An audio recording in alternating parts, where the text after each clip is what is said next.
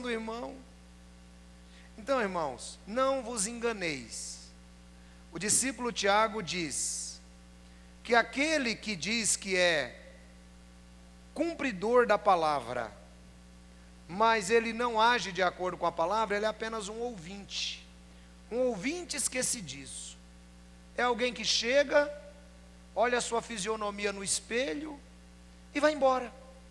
Batom borrado, sobrancelha tudo por fazer, aquele monte de cabelo saindo do ouvido, do nariz, barba mal feita, e ele vai embora. Estou bonito.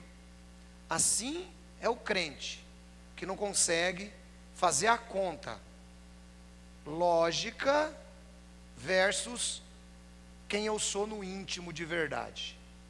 Irmão, não fique triste não se você se achou nesse sermão. Não fique triste.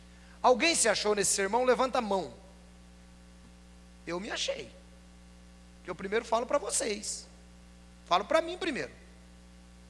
Eu não fico triste. Porque tem horas, irmão, que eu também me pego brigando. Eu também me pego brigando. Não pense que é só você não. E eu sou o que mais me pego brigando. Porque vocês recebem o telefonema um do outro de vez em quando para alguma coisa. E eu recebo telefonema de todo mundo para alguma coisa quase sempre. Então eu também me pego brigando. E aí eu falo, não. Sabe? Porque se eu deixar na minha cabeça, eu vou querer meu conforto. Eu vou querer não gastar dinheiro. Eu vou querer tudo, menos te atender. Quem entendeu o que eu estou falando? A gente é assim, irmão. Vou querer tudo isso aí. Agora, se eu parar e pensar, não. Esse é um exercício, irmãos, que eu passei a fazer na minha vida. Esse é um exercício que eu passei a fazer na minha vida. E claro, eu não sei como é que vocês praticam isso. Eu passei a praticar isso. E alguém que é muito próximo de mim, que eu ensinei a praticar isso, foi o pastor Anderson, que graças a Deus, entendeu? Adotou essa visão, e é a visão que eu quero que a igreja também passe a adotar. Passar a entender. Não importa, irmãos, se alguém está te chamando, ame essa pessoa. Se alguém está te pedindo, faça. Jesus Cristo disse, não se desvie daquele que pede. Isso é amar. E aí o texto prossegue assim, ó. O amor é sofredor, é benigno, o amor não é invejoso, o amor não trata com leviandade, não se ensoberbece. Bom, primeira palavra aqui que o apóstolo Paulo trata é que o amor, ele é sofredor. Então vamos tentar entender essa palavra que Paulo trata. Essa palavra, irmãos, na língua grega, ela tem alguns significados. O primeiro, sofredor. O amor é sofredor. Fala comigo aí, o amor é sofredor. Então agora você vai entender o que é ser sofredor. Não é que você tem que ficar sofrendo. Ai meu Deus, como estou sofrendo por ser amoroso. Quem poderá me ajudar? Não, esqueça isso. Vai entender agora. Primeiro, ter um espírito paciencioso, que não perde o ânimo.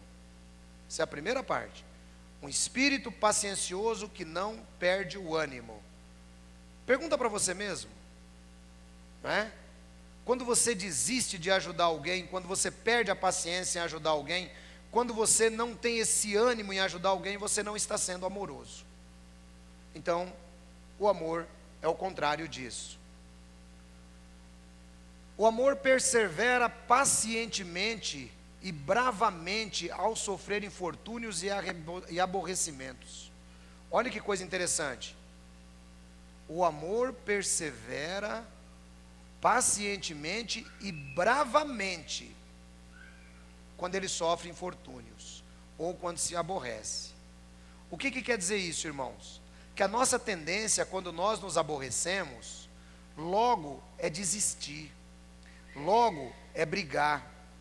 Não, se você tem esse tipo de amor que é sofredor, você persevera. Você persevera. Eu já citei, às vezes o irmão, tem um atrito com outro na igreja, como já aconteceu aqui comigo. Bom, a primeira coisa que o irmão faz é assim: eu não vou mais na igreja. Não é assim? E isso não é aqui, isso é em todo lugar, isso é universal. O que mostra que o crente não entendeu nada. Por quê? O amor, ele persevera diante dos aborrecimentos. Ou seja, diante da situação ruim, eu vou fazer a opção de amar. Eu vou fazer a opção de amar diante da situação ruim. O terceiro ponto: o amor, sendo sofredor, significa que ele é paciente em suportar as ofensas e as injúrias de outros. Bom, você está vendo como o amor é tudo contrário da gente? Quem está conseguindo entender isso aí? Dá um amém. É completamente ao contrário da gente. Completamente. O irmão Ed me ofende. Eu não tenho paciência. Eu já vou para cima. É desamoroso. Irmão, você sabe que eu cheguei numa conclusão de Paulo, que Paulo não fala, mas eu vou falar? E talvez, alguém diga: puxa vida, o cara quer falar mais do que o apóstolo Paulo. Não. Eu aprendi com o que Paulo ensinou. E eu consegui fazer uma definição muito boa de amor, varão, baseada aqui no que Paulo disse. Sabe qual que é? Sabe qual que é? Em inglês, essa expressão é shut up. Shut up. Alguém sabe o que significa isso? Fala, Felipe. Cale a boca. É a melhor definição do amor, irmão. Cala a boca, fica quieto, engole, vai para casa, põe joelho no chão, pensa, pede para Cristo para você ser um pouco mais sofredor, porque quando você estiver no novo mundo de Deus, você vai ter que ser dessa forma. Aprende a exercitar. Shut up, cala a boca, aprende isso. Nós, como homens, não temos essa característica. Comigo é assim, hein, pastor? Falou, tomou, hein? É desse jeito, né, varão? É, desse jeito. Falou, não aguentei também não, hein, pastor? Falou de lá, já mandei de cá. Não, irmão, isso não é amoroso. Isso não é amoroso. Essa aqui é a definição do léxico grego de Strong, a definição da raiz da palavra que eu estou mostrando para vocês. A palavra tal qual foi escrita, não é eu que estou inventando não. Suporta as ofensas e as injúrias dos outros. Da próxima vez que você for ofendido ou injuriado, sabe o que a Bíblia diz que Jesus fazia? Entregava nas mãos daquele que está lá em cima. Quando você for ofendido ou injuriado, irmão, shut up. Dói. Dói. O negócio é difícil, irmãos. Eu aprendi na prática isso, viu? Ainda mais se você tiver um comportamento do nível sanguíneo, né? Se você tiver aquele comportamento do nível sanguíneo, é pior ainda. Você tem que escutar, engolir. E o bicho é ruim de descer, hein? Você escuta, engole, vai para casa e chega lá e fala assim: Jesus, cuida da vida desse irmão que me ofendeu. Aí, irmão, você aprendeu que é ser cristão. Aí você começou a dar aquela andadinha. Aí você começou a, não é se aborrecer, sabe? E hoje com o WhatsApp, tá fácil. Ó, ah é? Espera aí que eu já vou mandar uma mensagem para ele agora. Detona no WhatsApp a mensagem. Shut up, irmão. Quem aprendeu inglês aí hoje, dá um amém. Shut up. Outro ponto do sofredor. Eu queria abordar o capítulo todo, mas não vai dar tempo não. Shut up, do sofredor. Olha aqui, irmãos, o outro ponto do amor. Presta atenção aqui. Ser moderado. Moderado. Tardio em vingar-se. Moderado. Tardio em vingar-se. Vingar, às vezes, irmãos, não é dar um tapa na cara do cidadão. Vingar, às vezes, é a rapidez da resposta. Diz a Bíblia que todo homem tem que ser rápido no ouvir. Ouça bem. Vagaroso no falar. E vagaroso no furor. Você está vendo por que o Valdeci tem dificuldade de colocar os textos lá, Varão? É por isso que o texto está aqui e a gente vai citando. Vagaroso, rápido no ouvir, vagaroso no falar, vagaroso no furor, porque o furor do homem não produz a justiça de Deus. Então, irmão, a gente tem que aprender, moderado, tardio em vingar-se. Tenha calma. Tenha calma. Irmão, eu vou dizer uma coisa para você. Olha, é a melhor forma de viver. E depois que você começa a praticar isso, que isso aqui tem que ser praticado, viu? Isso aqui tem que ser praticado, não é assim não. Você vai chegar em casa, vai orar, e Deus vai mandar para você uma forma de você ser o cara mais paciente do mundo. Aliás, eu sempre digo o seguinte, nunca peça paciência, porque Deus vai lhe exercitar na paciência. Não é? Deus vai te exercitar na paciência. O cidadão pedia paciência para Deus, Deus mandou um trigêmeos para ele, varão. Porque aí ele, né, tem que cuidar, agora é filho dele, então vai ter que cuidar. Então agora não tem mais jeito. Aí se tornou o cara mais paciente do mundo, não é? Porque agora com o filho dele, ele não pode brigar mais, né? Né, Débora? Com o filho dos outros é fácil. Quero ver com o filho dele, aí ele tem que ser paciente. Né? Eu falo, né, Débora, porque de vez em quando eu dou umas broncas nos filhos dela, que eu tenho como se fosse meu filho também. Né, Jesus? Então, irmão, aí é fácil. Aí Deus dá paciência para o cara, dá um trigêmeos para o cara. Aí depois, eu estava assistindo esses dias um filme. Eu até nem gostei do filme, mas pelo Morgan Freeman, eu assisti, que eu gosto muito daquele ator. A Volta do Todo-Poderoso. Né? Alguém já assistiu esse filme aí? Eu achei interessante o filme, porque é um filme que não é debochado, né? É uma história que ele cria dentro da visão de Noé, para salvar o rompimento de uma barreira lá nos Estados Unidos. Então é muita briga, então é Deus querendo salvar o povo, e o povo não quer ser salvo, porque todo mundo está pensando em dinheiro. E aí ele pega um cidadão lá que é um deputado, e ele vai, e ele transforma esse cara no Noé moderno. E aí vira um absurdo, né? Porque o camarada chega lá no congresso, de terno e gravata, chega lá, ele está lá sentado, de repente ele vira Noé. A barba cresce, ele fica com roupa de Noé, tal, tudo aquele negócio lá. E a mulher dele acha que ele está louco, pega os filhos e vai embora. E aí depois ela encontra com o Morgan Freeman, né, que faz o papel de Deus na história. E aí ele fala para ela assim, ela fala, meu marido ficou louco, tal, ele agora pensa que ele é Noé, vai vir um dilúvio, não sei mais o que, tal, toda essa história. E aí ele faz algumas perguntas para ela, interessantes, entre elas essa: você já pensou que você nunca deveria pedir paciência para Deus? E eu lembrei disso, né? Por quê? Pedir paciência para Deus, irmão, Deus ele vai te exercitar. Quando ela entende que ela vivia pedindo paciência para Deus, ela volta e vai ajudar o marido lá na arca, né? Então eu achei interessante aquele filme, porque quando nós exercitamos, é exercício, você vai ver que você passa a viver melhor, é mais gostoso.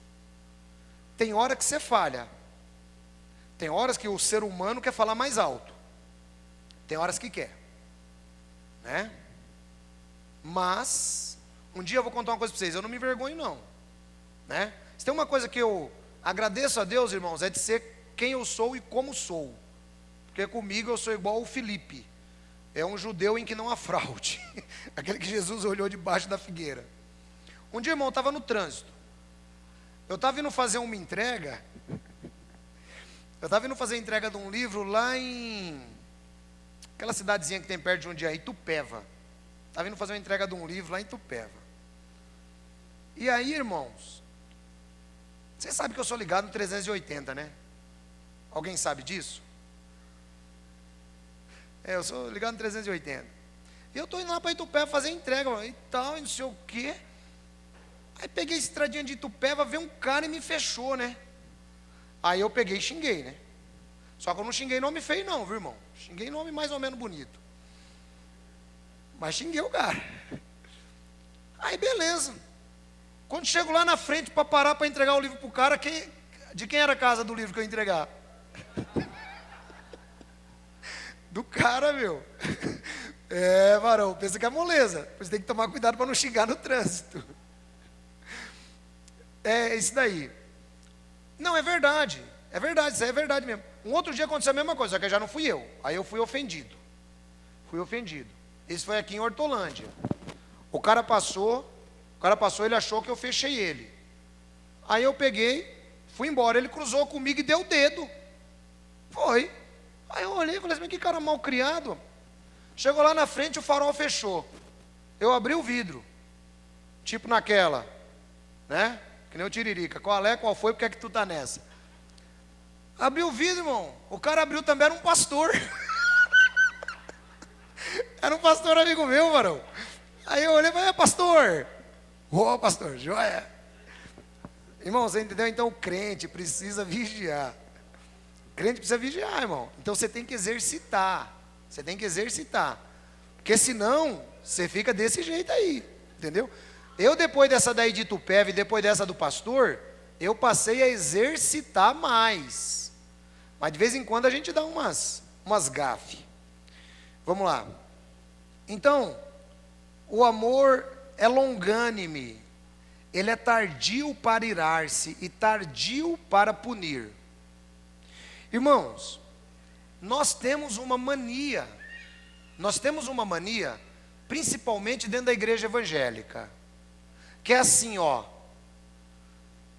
pastor não resolve tal assunto. Já passou por isso, pastor? O pastor não resolve, nunca vi um negócio desse. Como é que o pastor mole? No púlpito é muito bom, fala que é uma beleza. Na hora que precisa resolver, não resolve nada. Irmão, quando você fala isso de mim, eu só quero te agradecer. Sabe por quê? Porque você só me convence que eu estou agindo com amor. Porque eu não tenho que ter pressa para disciplinar, nem para punir ninguém. Eu não tenho que ter essa pressa. Isso não faz parte do conceito. E isso vale para os meus amigos pastores que estão aqui também. Nós não temos que ter pressa para punir ninguém. As pessoas não são servos nossos, são servos de Cristo. Então, o amor sofredor, ele também não se apressa em ficar punindo. Ô pastor, tem que resolver esse problema porque o irmão Belo me ofendeu. Então, irmão, vai lá e conversa com o irmão Belo, resolve lá com ele, né? Vocês dois, que nem a Bíblia ensina, né? Se o teu irmão cometeu um pecado, vai lá, conversa com ele. Se te escutar, ganhaste o teu irmão. Se não te escutar, leva 2 testemunhas. Se não escutar as 2 testemunhas, seja ele considerado para ti como um cobrador de impostos ou um publicano. E alguém diz, está vendo? Agora eu tenho que rejeitar o irmão, porque ele não me ouve. Está errado. Ser tratado como cobrador de impostos ou publicanos, sabe o que significa isso? Significa que você tem que amar mais a pessoa que te ofendeu. Porque o emprego de Jesus era amar o cobrador de imposto, era amar a prostituta, era amar o publicano. Então, quando a Bíblia diz assim, seja ele para ti como um publicano, significa você agora vai ter que exercitar mais o amor com ele. Entendeu?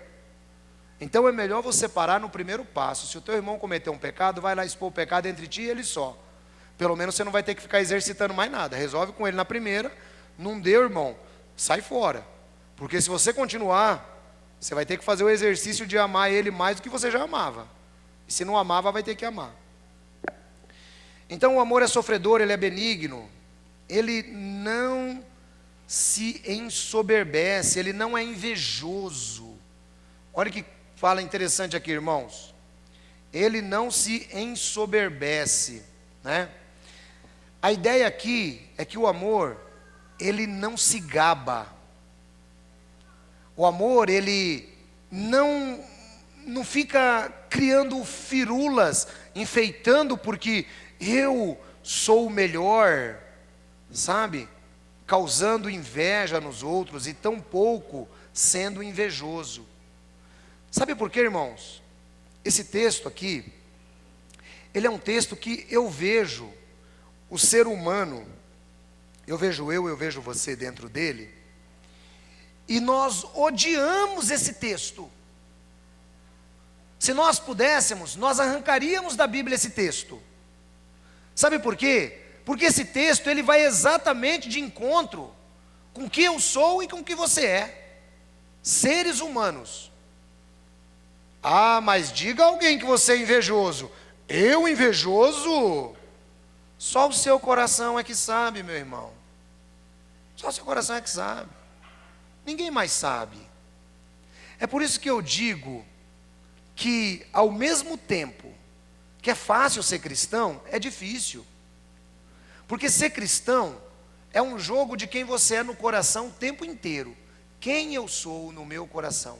Quem eu sou no meu coração? E nós não precisamos ir muito longe. O Senhor Jesus, Ele conta uma ilustração. Ele diz assim: 2 homens subiram para orar. Um era um publicano, e o outro era um pastor, era um fariseu, era um bispo, era um apóstolo. Qual título que tem mais? Tem um monte, né? Ele era qualquer coisa. Então ele vai lá e diz assim: Senhor, eu te agradeço, porque eu não sou como o resto dos homens, fornicadores, impostores, adúlteros, ladrões, e tão pouco como esse, ó, o senhor está vendo aí, ó, cobrador de impostos.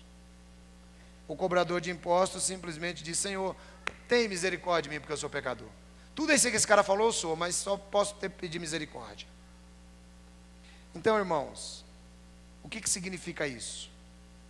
Que quando a gente passa a olhar para dentro de nós mesmos, e só nós nos conhecemos, só nós nos conhecemos. Sua mulher não te conhece, seu pastor não te conhece, só você se conhece. Você e Deus, só. E esse sermão de hoje é para ajudar você a entender um pouquinho mais quem você é. É para você entender que não adianta você achar que é, como dizia o João Epifânio, primeira lição do João Epifânio, varão: às vezes você pensa que é, mas não é. Então, irmão, não adianta você pensar que é, mas não é. Se você não demonstrar amor, se você não exercitar o amor, você pode fazer de tudo. Para Deus você não é nada. A bússola do cristão é o amor. E ter amor significa tudo isso que eu estou mostrando para vocês. A gente vai finalizar aqui nos próximos versículos. Diz a Bíblia aqui que o amor, ele não folga com a injustiça, mas ele folga com a verdade. Diz aqui que o amor não suspeita o mal. Olha que fala interessante, irmãos. O amor não suspeita o mal. Eu estou lendo o versículo 5. Não suspeita o mal. Aqui, irmãos, tem uma definição muito interessante. Tem uma definição muito interessante de amor. Olha só, não suspeita o mal. Aí você olha assim, então, para você ficou do mesmo jeito, né? Então vamos lá. A primeira definição é: o amor não fica calculando, o amor não fica computando os erros do seu irmão. Essa é a primeira ideia que a língua nos traz. O amor não fica calculando e não fica computando os erros do seu irmão.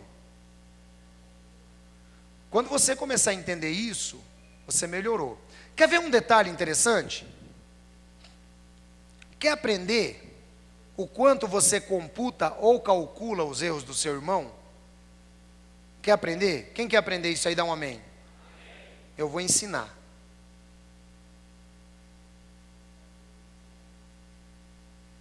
Eu tenho uma discussão com o pastor Anderson. Aí a gente chega, acabou a discussão, maravilha. Quantas vezes ele vai falar de mim para os outros? Ou quantas vezes eu vou falar dele? Toda vez que o nome dele aparecer na minha boca, eu estou sendo desamoroso. Toda vez que o meu nome aparecer na boca dele, ele está sendo desamoroso. O amor não computa o mal. Acabou, acabou.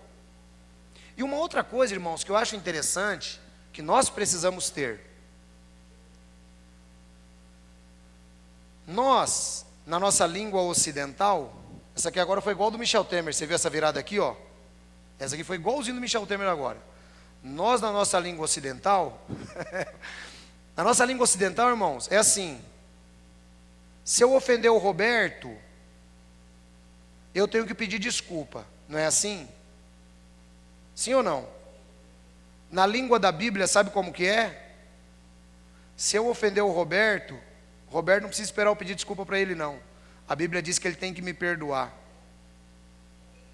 Perdoai liberalmente uns aos outros, se alguém tiver razão para queixa contra o outro. Eu tenho razão para a queixa dele, então eu perdoo.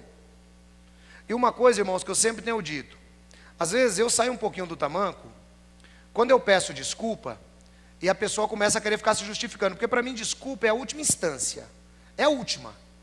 Não tem, porque eu acho assim, quem está pedindo desculpa, já entendeu tudo que errou, sim ou não? Aí o cara chega assim: desculpa aí, viu, pastor Roberto? Aí o pastor Roberto fala assim: desculpa, mas só que você tem que ver. Aí começa aquele sermão. Irmão, aí eu perco a paciência, eu perco o amor. Aí eu perco o amor quando é assim.